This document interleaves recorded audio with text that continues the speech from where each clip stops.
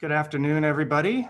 I'm Ron Jude, professor of art and area coordinator for photography at University of Oregon. I'd like to just start by letting everybody know that if you have questions for today's guest, down in the Q&A, you can enter those questions there throughout the lecture. And at the end of the lecture, I will pop back on and sort of go through those, and we can ask Amir questions through that method. And otherwise, I think we can go ahead and get started. The University of Oregon is located on Kalapuya Ilihi, the traditional indigenous homeland of the Kalapuya people. Following treaties between 1851 and 1855, Kalapuya people were dispossessed of their indigenous homeland by the United States government and forcibly removed to the Coast Reservation in Western Oregon. Today, Kalapuya descendants are primarily citizens of the Confederated Tribes of Grand Ronde and the Confederated Tribes of Siletz Indians, and they continue to make important contributions to their communities, to the U of O, to the state of Oregon, and to the world. With today's event, we express our respect to these people and the many more who have ancestral connections to this land and other displaced indigenous people who call Oregon home. As always, I'd like to start by thanking Wendy Heldman, who coordinates the Department of Art's Visiting Artist Program. Her tireless efforts and keen ability to navigate the idiosyncrasies of faculty communication are superhuman and hugely appreciated by all. Thank you, Wendy. Although I originally hoped that by waiting until May, we might be able to have him here in person. Nonetheless, I'm thrilled to welcome Amir Zaki as this year's guest artist in photography in the Department of Art at University of Oregon. Amir is a practicing artist living in Southern California. He received his MFA from UCLA in 1999 and has been regularly exhibiting nationally and internationally since. Amir has had over 30 solo exhibitions at institutions and galleries and has been included in over 50 group exhibitions in significant venues. His work is part of numerous public and private collections across the country and is published widely. Amir's monographs include California Concrete, A Landscape of Skate Parks, 2019, 11-1, 2010, and VLHV, 2003. He is professor of photography and digital technology in the art department at University of California, Riverside, where he has taught since 1999. I'm really happy to have you here today, Amir, and with that, I'm going to turn it over to you and let you get started. And I'll join you again at the end and we can do some Q&A. Thanks. Thank you. Wow, thanks. What a nice introduction. Thank you all for coming and showing up in this venue to listen to this. I'm gonna share my screen and hopefully put it in full screen, maybe. Huh. Well, it's actually not letting me put it in full screen, but this should. Well, Ron, can you see the image? Yes. Okay, so for some reason, the full screen is not working and neither is scrolling forward or backward. So that's weird. Amir, stop screen sharing and then restart. Oh, it's going now. Okay, we're good. Small glitch. Okay. All right. So anyway, thanks everybody. So I'm going to spend just 5 minutes at the beginning doing a little short kind of autobiographical primer, and try to do something that I don't normally do, which is to just figure out a way to articulate how I think my background relates to my practice, which sounds sort of straightforward, but maybe it isn't as straightforward as people think. So I'm starting off with a few images that are from a kind of personal archive. This is my parents in the early 1960s, very soon after they met on a road trip, and they're standing at, with a pier extending in the distance, which has a odd, eerie relationship to some very new work I'm doing. My dad was from Egypt and immigrated here right around this age, in his early 20s. And my mother's family was living in Minnesota, and they, for several generations, and are of European ancestry. So I have a couple photographs I want to show you of my grandparents. This is my grandparents on my dad's side, both in Egypt. I grew up looking at slides. These are all from scanned slides. We would have slideshows in our living room where we looked at the same several hundred slides every few years. We'd project them onto the wall. We'd take pictures down, project them on the wall in our living room. So I realized that my connection to all these images is so ingrained because I looked at them growing up a lot. It was a very sort of, it's a traditional thing tradition that we would do. These are my grandparents on my mother's side in Minnesota. This is on my parents' wedding day. And this is me in Joshua Tree in the desert in California at the height of my style, I guess. And I guess I wanted to just start with that as a kind of visual to think about this idea of synthesis, which is that my work oftentimes deals with the landscape and nature and this idea of synthesizing disparate kind of things. My parents came from completely different cultural backgrounds, completely different languages, religions, upbringing, climate. And my dad went from the Mediterranean climate and landed in Minnesota in the winter at the age of 21 or 22. Like you can't get any more jarring than that. And then I ended up in California. I grew up in California. I was born in Southern California. So my own existence is one that I think of a lot in terms of a kind of relationship to multiple, kind of weaving together multiple cultures, multiple understandings of experiencing nature and the landscape. This is the last personal slide I'll show before I kind of jump into the work and speed through some things.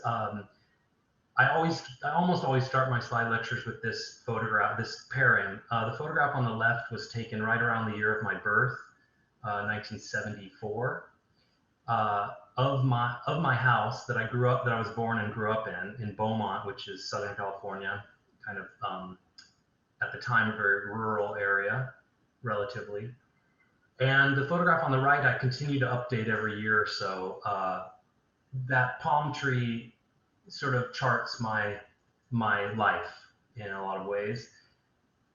And also the particular house I grew up in was somewhat unusual. It was a kind of ranch style home that was basically turned sideways from the street. So we didn't have a front door.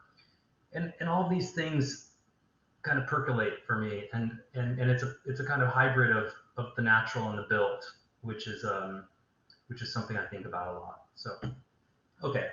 So I'm going to try my best not to seem like I'm rushed, but I have a lot of work to cover. So what I'll do is spend a little bit of time. I'll spend significant amount of time on some work, and I will just show you images of other things and say very little. And I'm happy to answer questions at the end. Answering questions is probably my favorite part of these things. So this is work I actually made in graduate school. I call the body of work ICE. And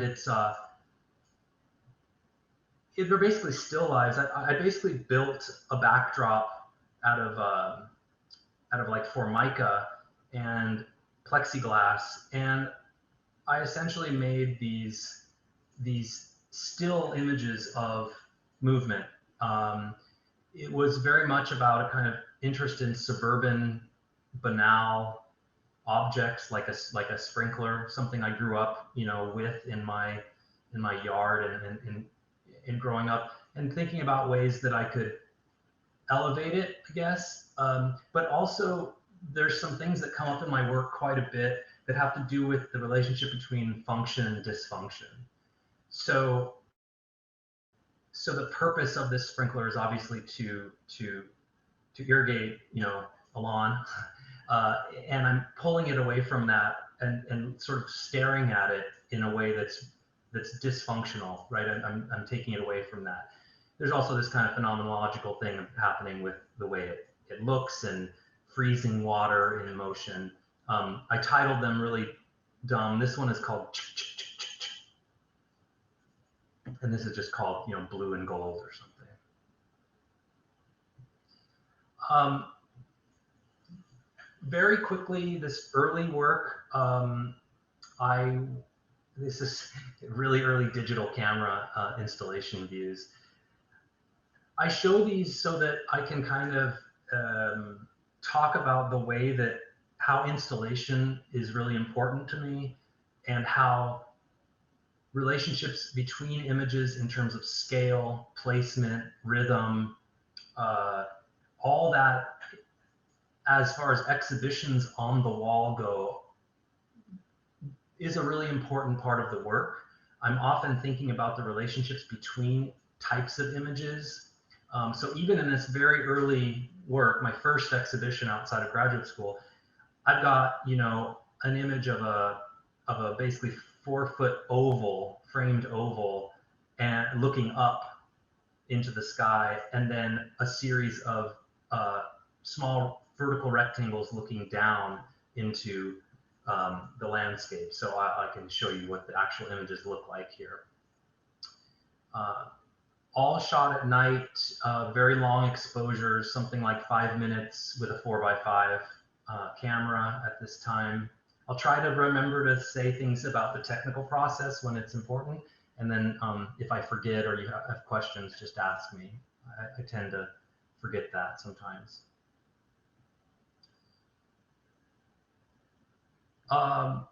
My background in terms of my photography education is that I was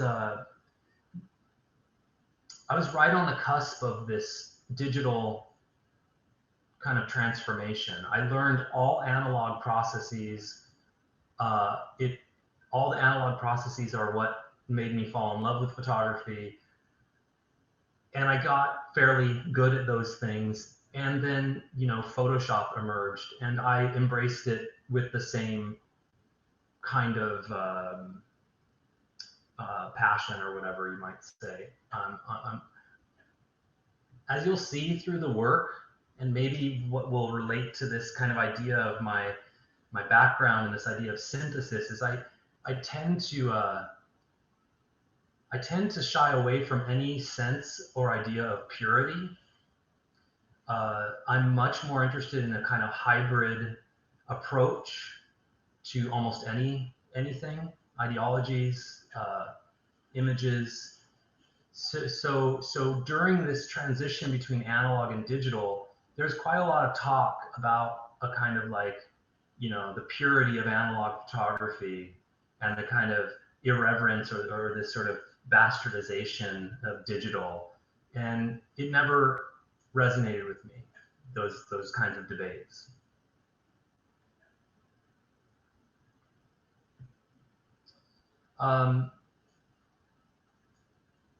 In 2003, I made these 2x6 foot vertical images. And this was really, for me, the first radical use of Photoshop in my work. And it was also a really important realization of how other people respond to things that I'm doing. So what I mean is that I was making things that I thought looked incredibly obviously altered. However, right when I installed the work, someone, not this person, but someone came in and looked, and they came up to me and said, "It's amazing the things you can find when you look for them." And that stuck with me until now, and it's something I think about quite a bit, which is that, I'm privy to any photographer is privy to their experience. I'm privy to all sorts of information, as to how this thing was made, what the surrounding, situation was like, what the context was like, what was just on the right and just on the left of this thing. You know, what happened right before I made the photograph and right after. These are all things we just kind of take for granted. And I realized that, you know, there is this power that photography has about truthfulness and veracity, and people want to, the default is that you want to believe what you're looking at. And I'm not interested in fantasy. I want these things to feel plausible. That's probably an important word. So I made these images. It's a kind of a complex, it's a complex process. I won't spend a lot of time, but essentially they're constructed by just simply photographing the camera is sitting on the ground, a 4x5, and I'm photographing just the side of a building. Basically, it would extend one direction or the other. Through a lot of work, I'm basically reconstructing what would be the other side and making it very skinny. And it kind of was inspired by a trip I made to Europe after graduate school, where we visited these kind of mausoleums. In any case, I made this series of work called VLHV, which is called Valley Lake Hollywood Village. And in this body of work, I started to experiment with pairing kind of series, sub-series, and thinking about the conceptual and poetic relationships between images. So, you know, these images are made by basically like a Rorschach almost, except it's not symmetrical, but essentially flipping and symmetry and asymmetry. And in that process, I also made these images of weeds. So the image on the left is a weed basically minutes after I pulled it out of the ground. And then I made the same photograph of the same weed several days later after it was dead, and I just sort of placed them on the same plane. And I thought a lot about time and an extended sense of time, which photography is often thought not to do very well. And you'll see as we go to even the most recent work how interested I am in this idea of expanded time within an image in terms of my processes.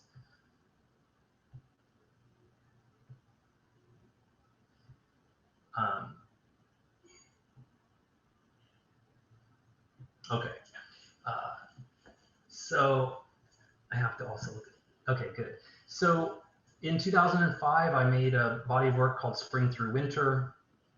It consisted of basically three, I just don't have a better word, but sub-series. I do work in a serial fashion a lot. I guess that tradition of photography seems to be, I seem to think in those terms, but I'm always interweaving things. So this consisted of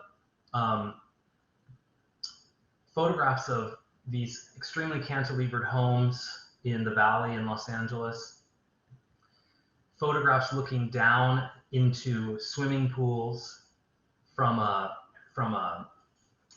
basically like a scissor lift, more or less, and then interiors of fireplaces which are covered, which are no longer functional. And here's another example of this kind of dysfunction.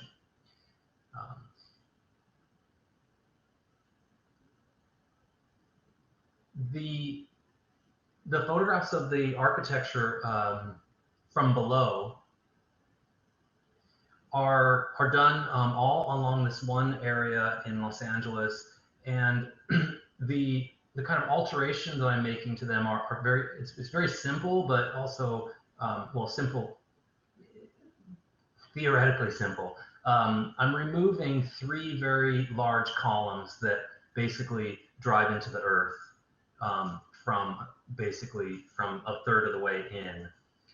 And I'm also on a very steep cliff or hillside. So because of my position and where I'm looking, it appears like the buildings are basically like jutting upwards.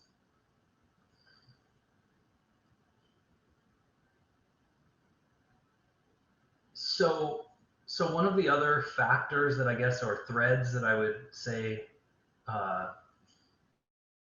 exist in the work has to do with my position, my body's position in the landscape.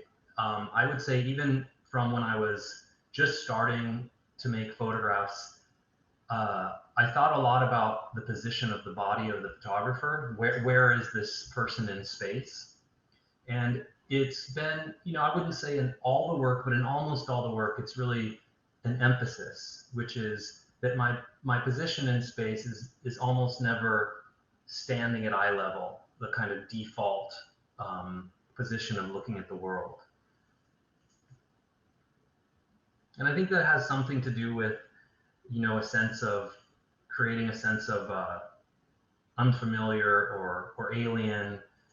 Plus, I love all this kind of European photography from the early 20th century, Laszlo Moholy-Nagy and these kinds of people who are photographing from extreme vantage points.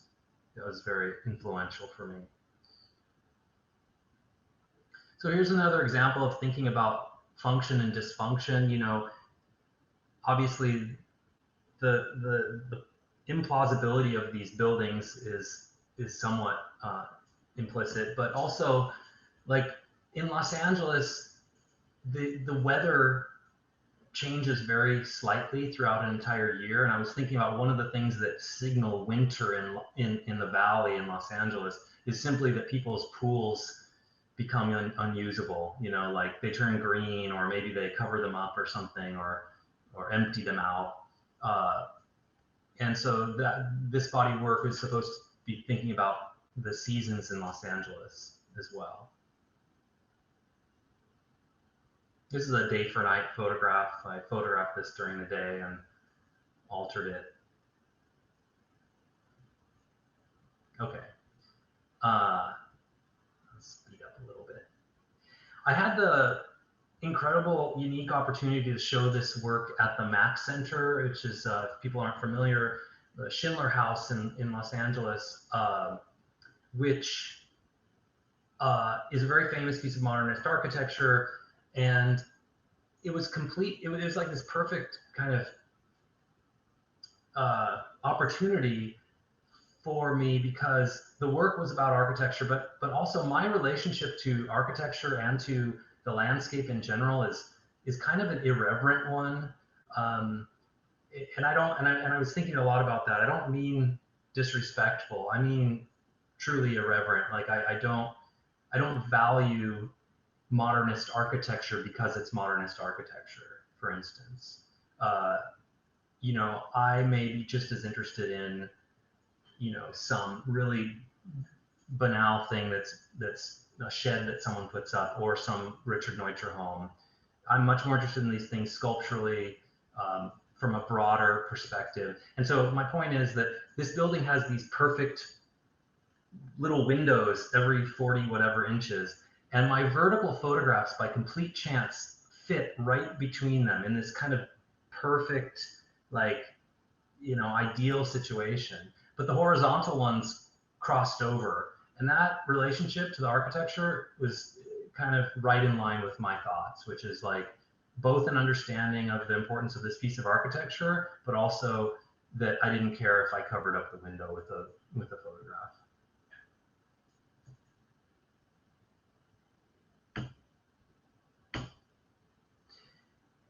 I'm going to gloss over this body of work because of time and just go through them.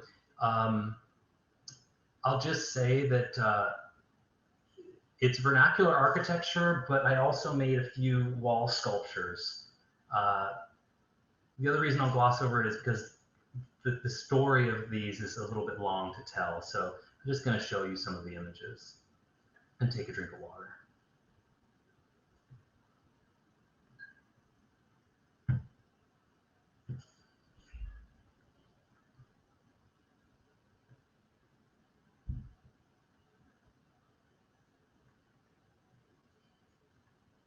Essentially, the signage on all the buildings is constructed some way by me, either constructed in the studio and somehow placed in post-production. I mean, I had lots of strategies of doing that. Mostly what I was interested in was this idea of a building building that doesn't announce its function, or what it does announce is something that is unreadable or is of a foreign language, and what that experience is like to kind of imagine what happens in that space. And these are all built from symbols I found online that most people would not know what they are, and it's not important what they are.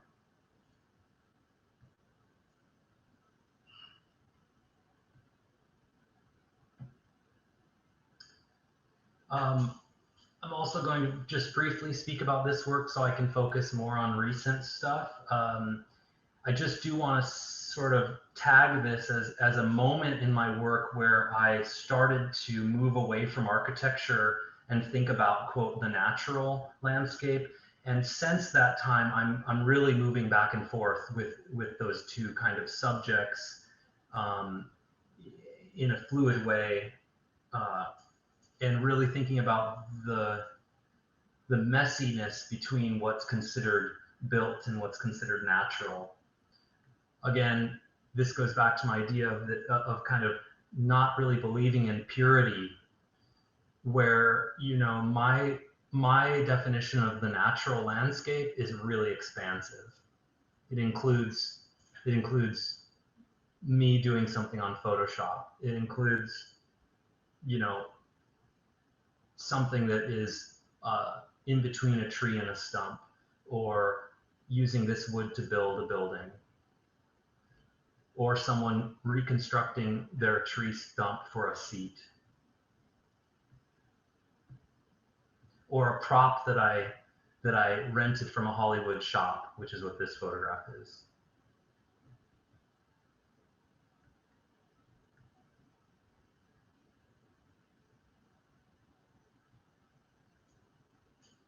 This is, I mean, I was very interested in the kind of in-between space between life and death with nature. You know, what's a tree, what's a stump?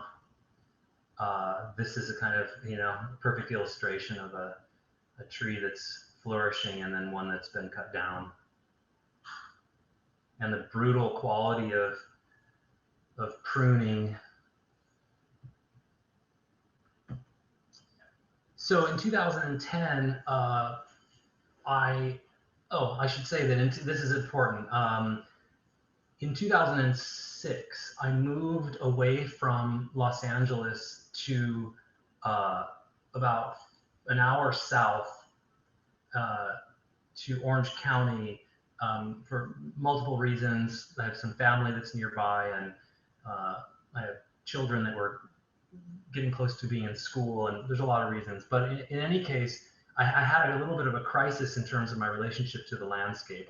I always photograph where I can in a way that allows me to work consistently. And Los Angeles has a way of just being really weird all on its own. And I was kind of used to that.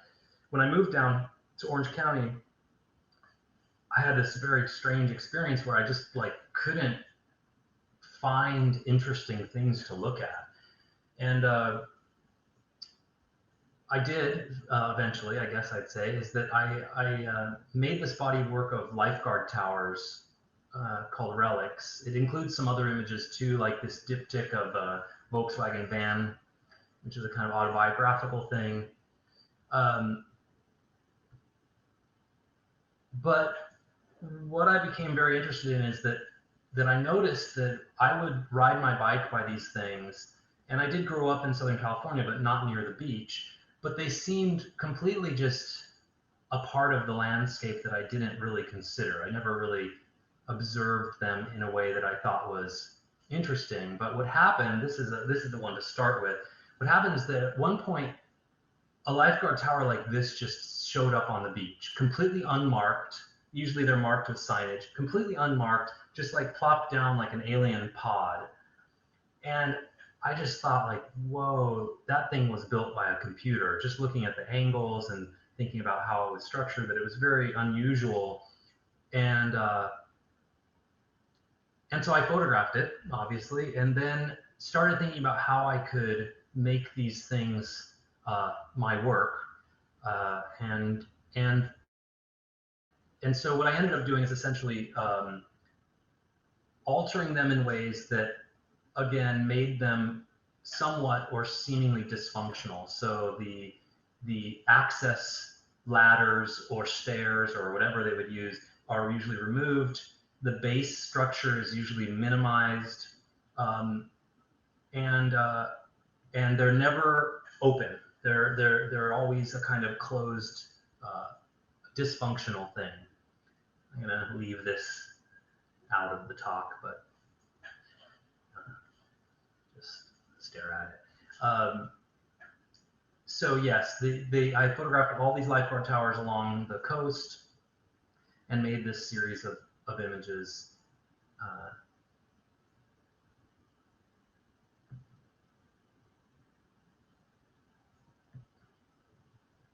That's weird. Okay, that should not be slightly crooked.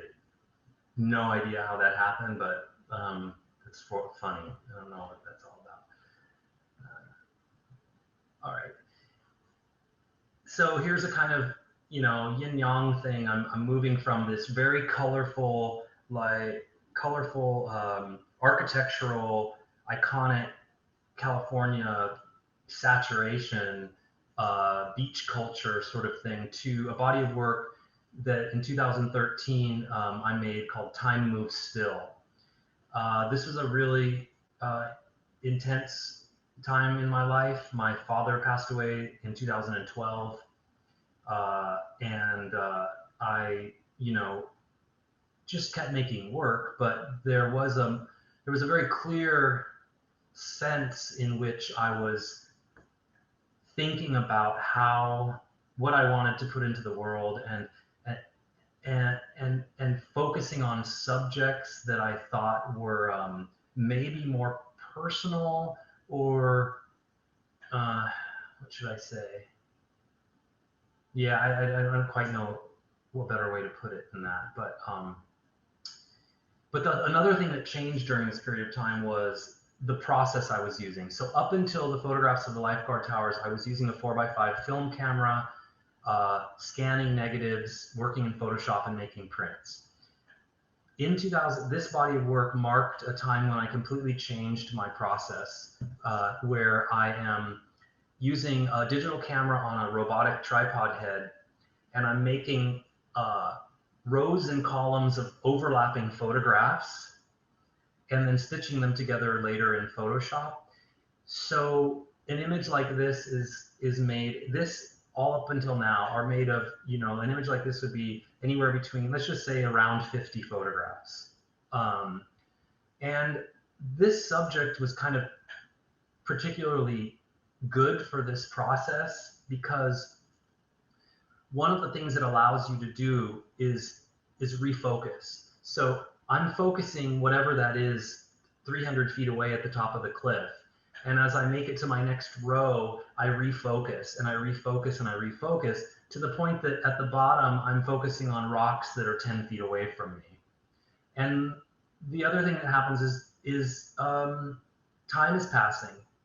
And this is kind of that idea of an expanded sense of time where, you know, the fog is moving in and out, the sun is coming in and out of fog. Part of the image is got a sharp shadow from the sun. Part of the image is kind of overcast. I love all that stuff in terms of like experiencing the world, and photographically, it's just a subtle shift in understanding what you're looking at. The same goes for these trees. I made a bunch of photographs of trees. I'm standing directly underneath them and making essentially what would normally be a very, very wide angle photograph. But because of this process that I'm using, they don't look like wide angle photographs.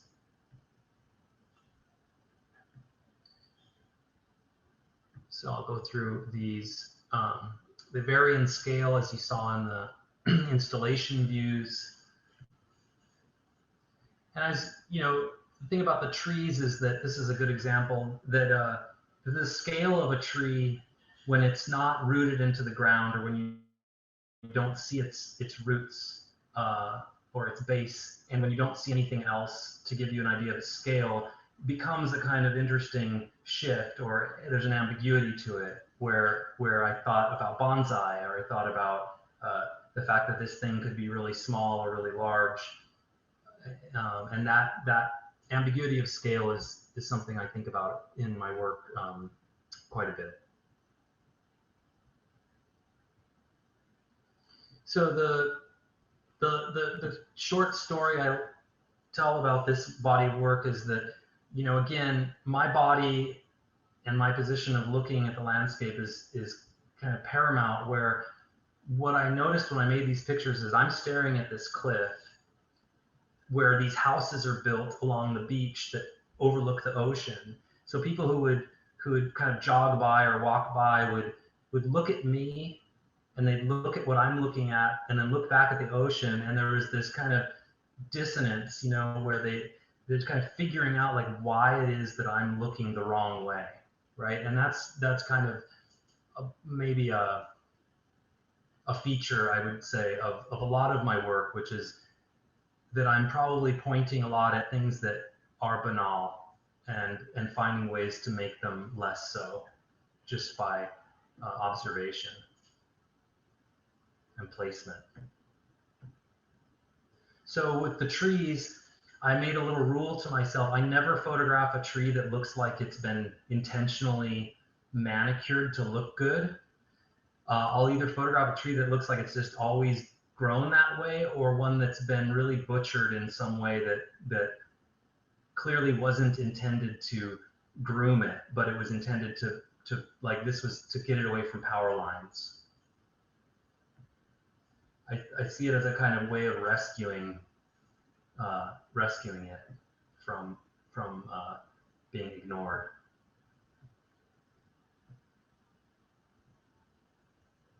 Sorry, I have a lot of images, so I speed through some of these. Here's an installation view. You can kind of get an idea of scale and rhythm. I think I'm doing pretty good in time. 2015, we're getting a little closer to now. This is a body of work called Seeking Clarity. Showed at Acme Gallery in Los Angeles when they were around. It consists of some of the most abstract things I've made, which are these photographs of waves. Let's see. It's a very simple, kind of dumb process, actually, to make these pictures. I had thought about photographing the ocean quite a bit and couldn't ever figure out a good way to do it. Same with the trees. It took me a long time to figure out how I would photograph something so common. And waves are the same for me, or the ocean is the same. And so what these are basically, I photographed a very thin, long sliver of right where the wave is breaking. So right at the breaking point. And then it's essentially taking that very long sliver, that's what these are titled, and just compressing it so much that it becomes vertical. So it's not a complicated process, but it yields a really odd looking image. And they're pretty large. There's also a grouping of these photographs of a palm tree, basically a flower. So this is called shell, and I think this is called a heavy flower. Oops.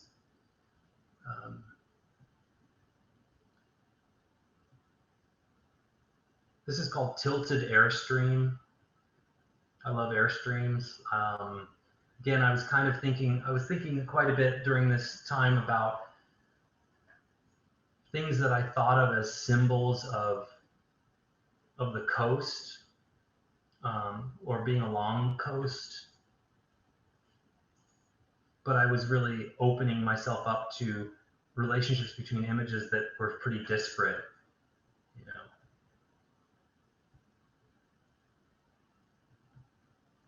That's called a expanded flower, I think.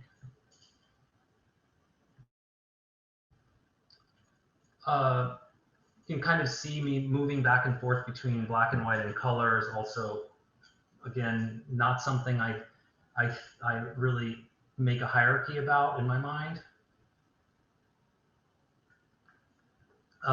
This was called Formal Matter, an exhibition at Acme in 2016, where I've paired together photographs I took along the California coast of large rock outcroppings and 3D and basically photographic renders of 3D models. So there's another trajectory story here of where at some point in 2010 I learned 3D software for a different body of work, but I utilized it in this case. And I'll try to explain the process because it's sort of important to the concept of the work.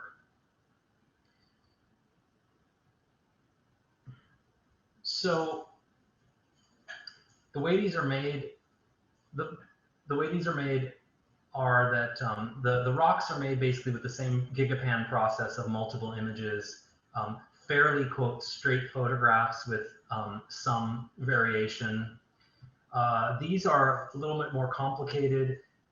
They're essentially forms that are made by an algorithm in the computer where, if you can imagine, the analogy would be like dropping a cloth from the sky and making a still photograph of it at some point where it took a shape.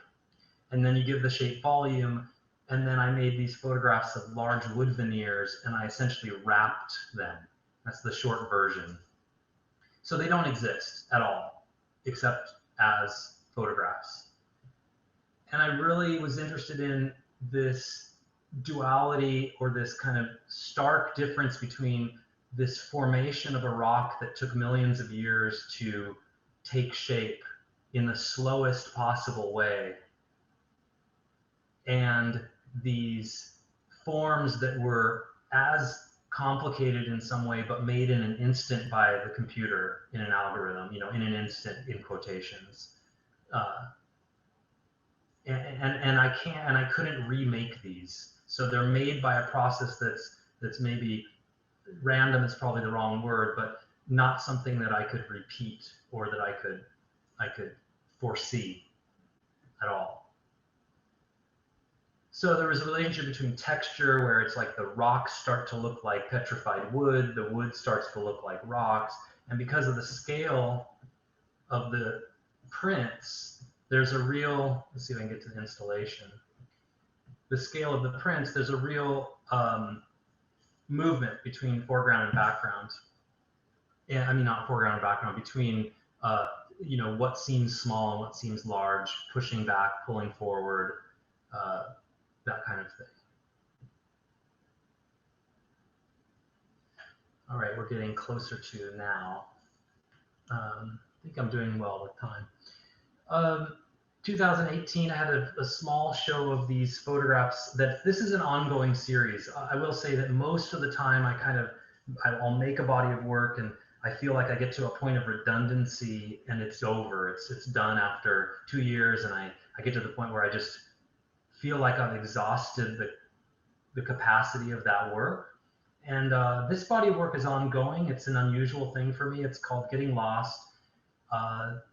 They're photographs I make sometimes at night and sometimes not, of two trees in two completely different locations on different days.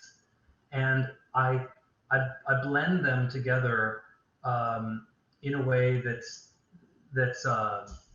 supposed to really be kind of about relationships. Actually, it's most of the titles of my work are things that are very boring and about, you know, just numbering something. But this body of work feels very much like portraits. And so this is called Parent and Child. This is called The Philosophers.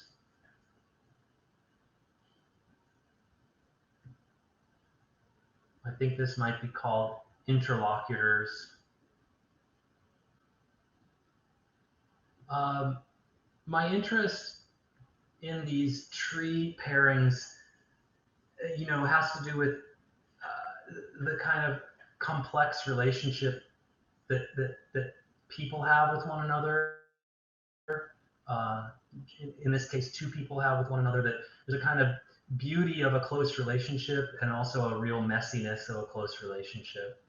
And so I really took kind of, these were fun for me to title because each one I make is a little bit of a challenge. This is called Identical Twins. So these are both maples, one with its leaves and one without. This is called Lovers.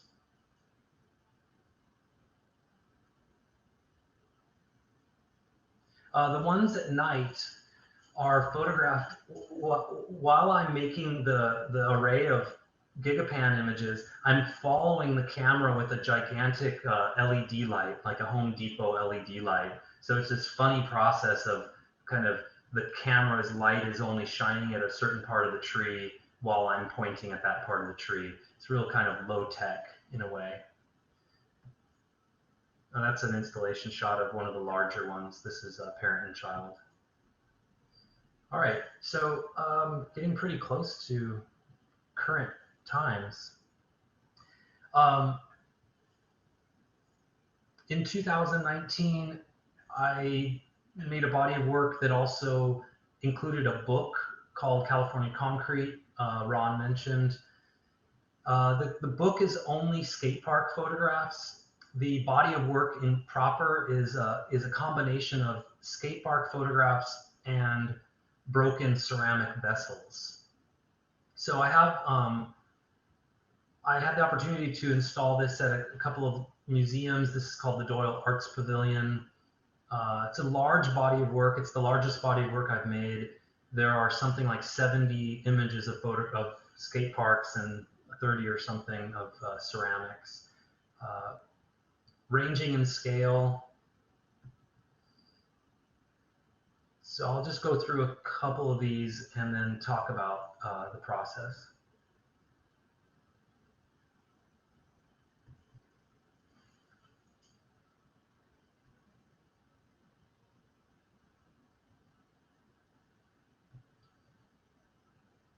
So,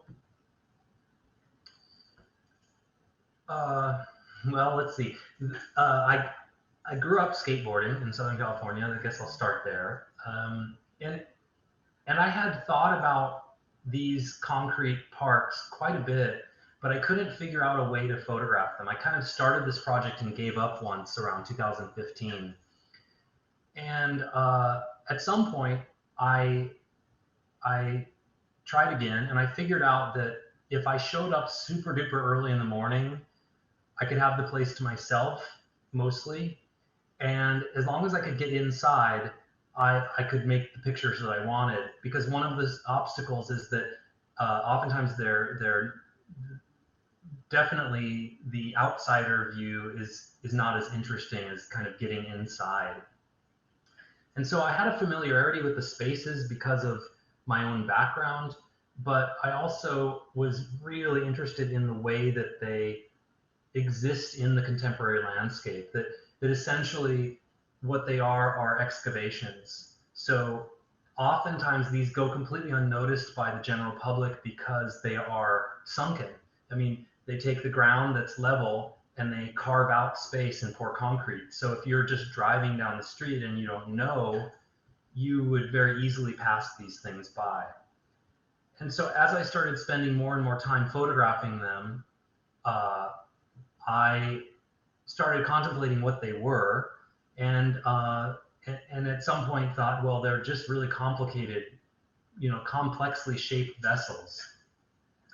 And without getting too detailed, I have a strong interest in both Eastern and Western philosophy and contemplative traditions. And so, this idea symbolically of the empty vessel is an important one. And one of the things I thought about, was that, these things are intended to have skateboarders in them. They're intended to be kind of like they are objects of potential, basically, when they're empty.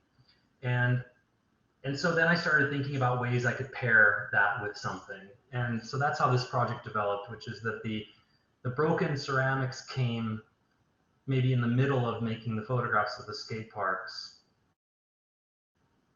And what I did with these is I actually worked really backwards. This is the strangest thing. Because I'd done 3D modeling before, I thought, well, I'm going to make 3D models of vessels and I'm going to break them and I'll make these renderings. And I started with that and I got really complicated. And then I wanted to see what it looked like when something broke. And so I started making these slow-mo videos and posting them on Instagram of me breaking stuff. And that had a little bit of a life of its own. People kind of responded in strange ways to them. It was sort of almost seen as like violence or strange kind of senseless destruction. And I got super interested in that all by itself. And I went through this long process of basically simplifying the work, actually. And at some point I was gluing them together.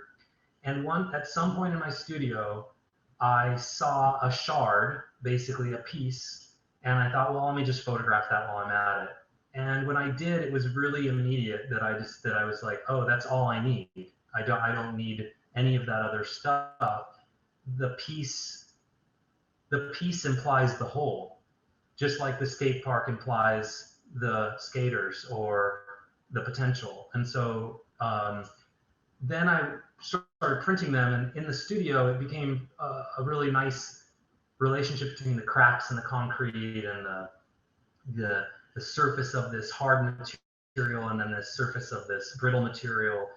And in terms of lighting, I didn't want to light them in a studio, and I didn't want to create these kind of perfect renditions of a ceramic like you see so much, because ceramics is so popular now.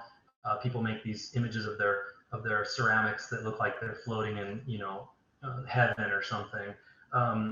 And so what I did is I created a very simple setup, which is outdoors, back in my backyard, it always had to be a windy afternoon. It's often windy here in the afternoon, and the light is coming through palm trees. So basically, I wanted a situation where the light would be unpredictable, that the light would change moment to moment, and I would end up with images that I couldn't quite predict, very much like the 3D models that I made.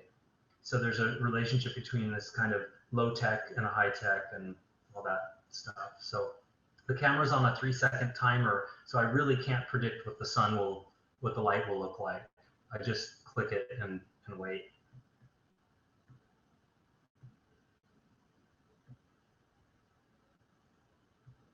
Gosh, that's pretty good. Okay, so I'm going to show some work in progress, which I don't think I ever have done before.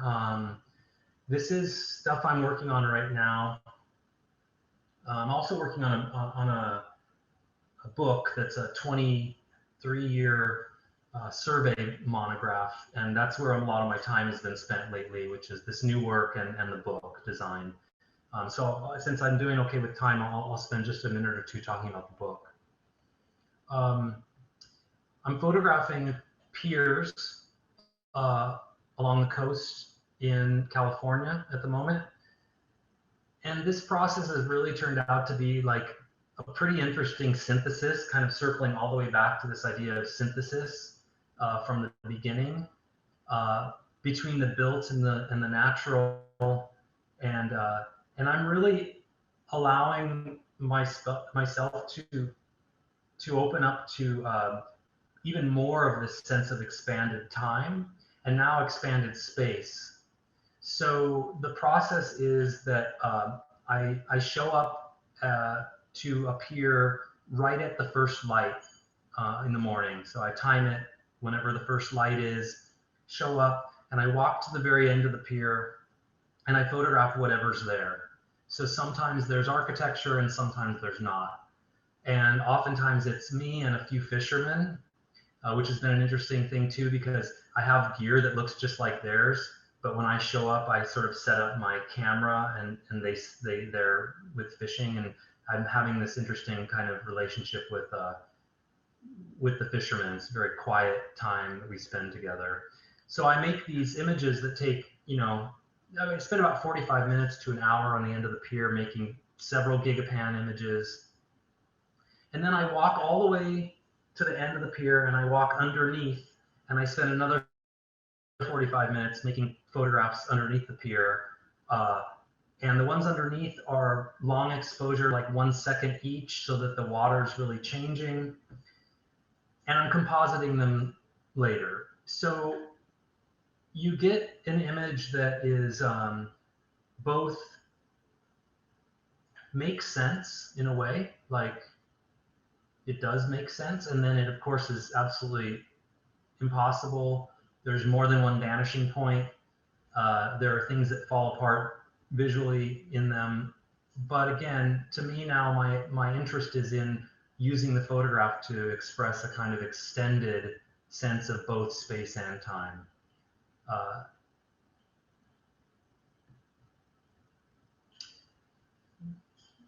Also, I guess I would say that the perspective of where one would need to be to make a picture like this is very odd. I don't know where someone would be in space. So my body again is in a kind of precarious place. The idea of these things is sort of, I think it's really coincidental that it's during the pandemic, but because I've already been boarding up lifeguard towers since 2010 and fireplaces since 2005, and so I'm never interested in signage. So whenever there's signage, I get rid of it. If there's any text, I usually get rid of it. I'm much more interested in these things as kind of standing in for something both specific and general.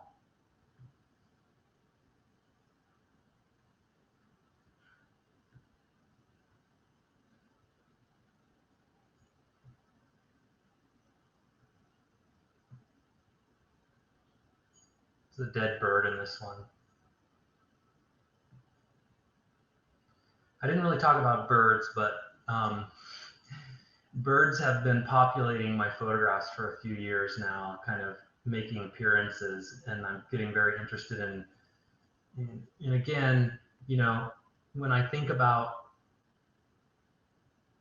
the photograph as an instant, which it is and it isn't, that, you know, to me, because I actually forget after a while, whether that bird that's blurry was there when I made the picture at that moment, or whether I made a photograph of a bird 10 minutes later and imported it, is completely irrelevant to me. It doesn't matter at all. I'm making an image, and all of those things happen. I actually think a lot about like cubism and this idea of constructing time and space in a single image that's supposed to be about expanse and strategies of doing that.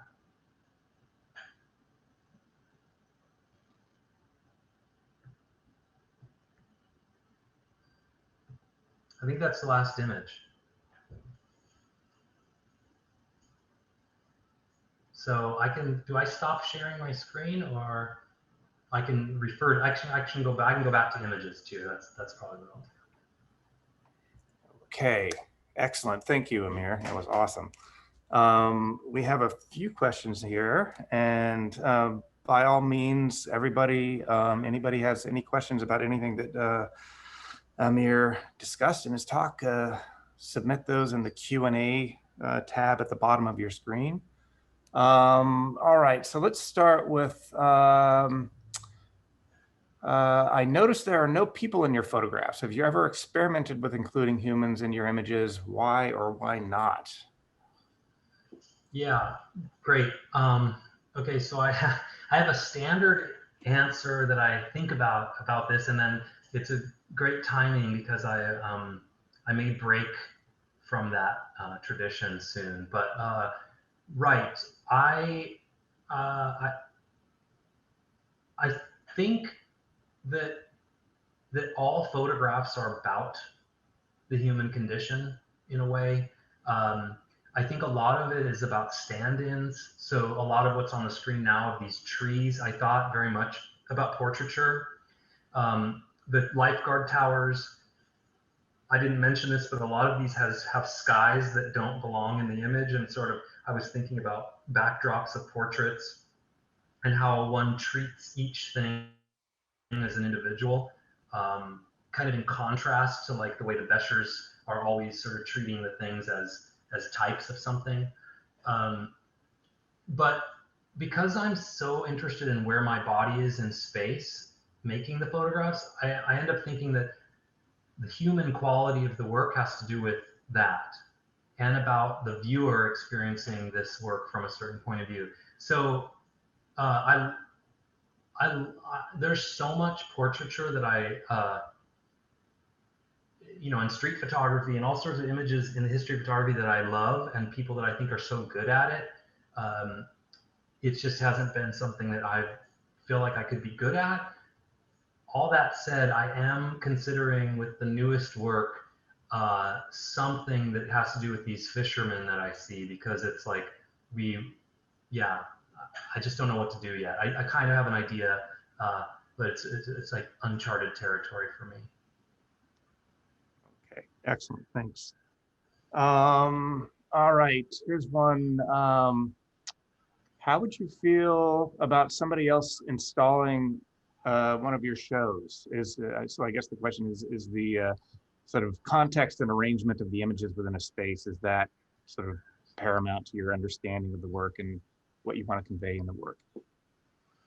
Well, I would say almost without exception, completely involved in the installation of the work. I usually make mock-up layouts. Either now I do it on 3D software, but I used to make models, and so I'm pretty. I mean, I print all my own work. I live with it in different ways in my studio. I'm a pretty hands-on person when it comes to that kind of thing. So I don't think in general I'd be very comfortable with handing off the installation ideas to somebody else if I can help it. I hope that answered the question that was being asked, though. Yeah, I think so. Okay, here's one about teaching. Does your teaching ever inform your art? And if so, how does it figure in? I mean, I didn't mention this in the autobiography part of this, but my parents were both teachers. My brother and sister are or have been teachers. I've been teaching now since right after graduate school. I can't imagine that it doesn't always inform me in some way. But it is a really different thing than making work. I mean, I taught today, actually taught one of my photo classes today, and one thing I was telling them during critique was that when we're looking at work in progress of one another, when I look at a student's work, I think of it as my own. I think like, okay, that's my work. What would I do? What do I want to do to make this better? And so, I mean, I think I approach teaching, maybe it's an inverse of the question. I approach teaching from the point of view of someone who makes stuff and thinks about photography a lot. And so maybe it's that way. Maybe it's more that direction than my work getting informed by teaching. Yeah, that makes sense. Okay, I had one about the relationship between images and objects, and how in one of the earlier bodies of work, you were actually producing sort of sculptural objects that were installed with the images. And then now we still see the sort of emergence of objects as an idea within your work, but it's usually through photographic representation. Do you find that the interaction between objects and images is it like an activator for like a bigger idea about both of those things, or what's that relationship? Can you ask it again? So I was thinking about how you often like the broken vessels in the skateboard parks and the actual sort of objects that you produced earlier on in your career that were hung alongside the images. Do you see the relationship between objects and images as a sort of activation process? How do I? So I guess, I guess what I have spent most of my time thinking about is the relationship between sculpt, well, between objects and photographs, but really between sculpt. I think about the world as a kind of um, uh, being kind of populated with sculptural things. So when I try to photograph, maybe one of my approaches is how do I? That's why a lot of things are isolated. You know, how do I photograph this in a way that emphasizes its volume or its monumentality or something like that? Um, yeah. But at the same time, you know, one of the things about the ceramics that I think became really clear is that to me, so this is this kind of destruction and creation thing, which is that to me, one of the things people were reacting about when I made these videos of me breaking things was that it seemed like a kind of senseless destruction. Like I'm taking this thing that works. It's like a cup or a bowl and it works fine as that thing, and I'm breaking it. Well, to me, all I'm doing is just moving the moving the usefulness of this thing to a different place. Now it's a photograph. So again, like I don't make a hierarchy between a vessel that you drink out of and a photograph that you enjoy in some way, because this creation destruction thing is a real slippery thing. You gotta, I mean, like back to the kind of autobiography thing. It's like my dad had to kind of break really important relationships with a family to create something in a different country, right?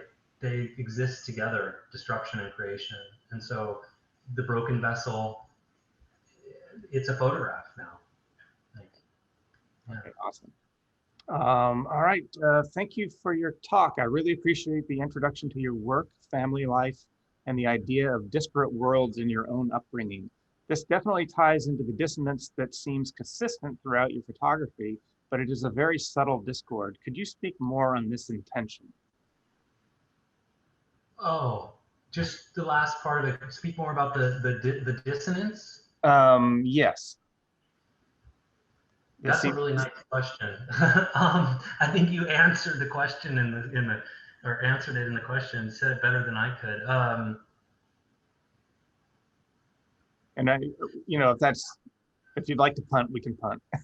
No, I mean, I'll just say that I think it's a very nice observation. I guess it kind of taps into my intention is that you know, I guess I'm interested in making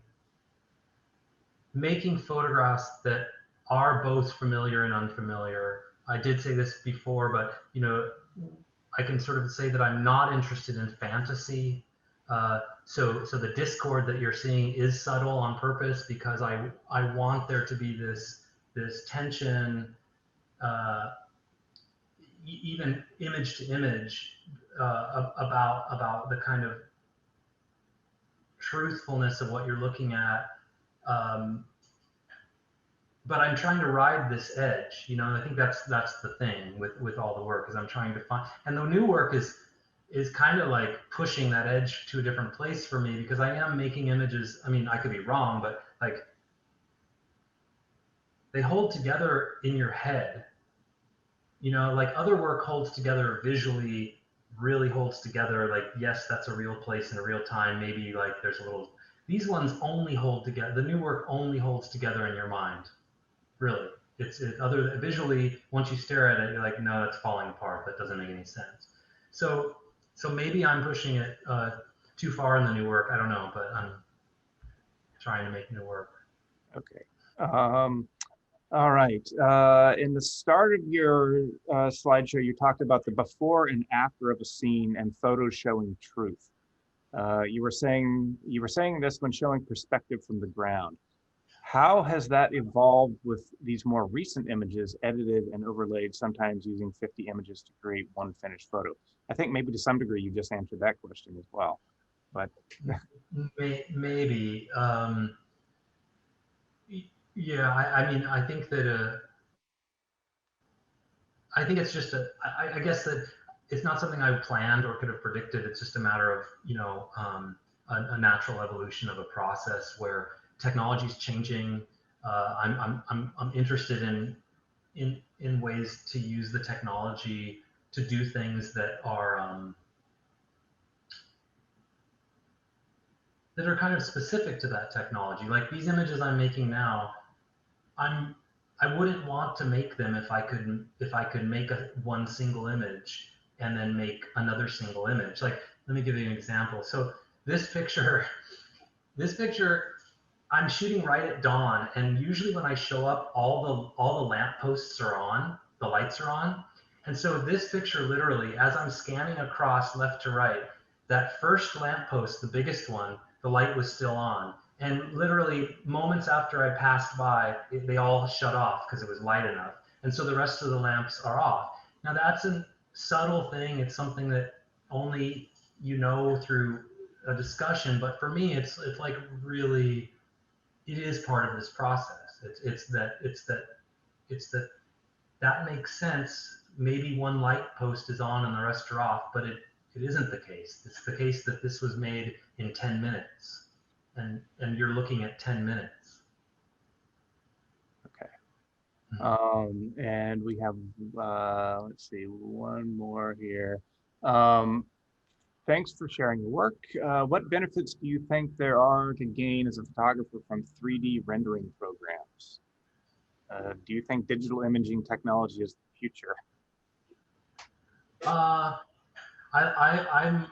into this 3D stuff. It's kind of it's a black hole. I mean, it's actually really interesting culturally. Like what's happening is that 3D software has become kind of its own beast, and Blender, which is the most well-known used one, is free. It's open source. Well, it's not open source, but it's free, and people are kind of adding things to it and sharing, and it's this real DIY sharing community of people. And it's really different. Like, Photoshop costs money, and all this gear costs money. And there's something really kind of amazing about the democratization of 3D technology that is pretty fascinating. And they're doing I mean, I'm glad I understand it to the point that I do, but I feel like I'm never going to be able to keep up with it. Too old.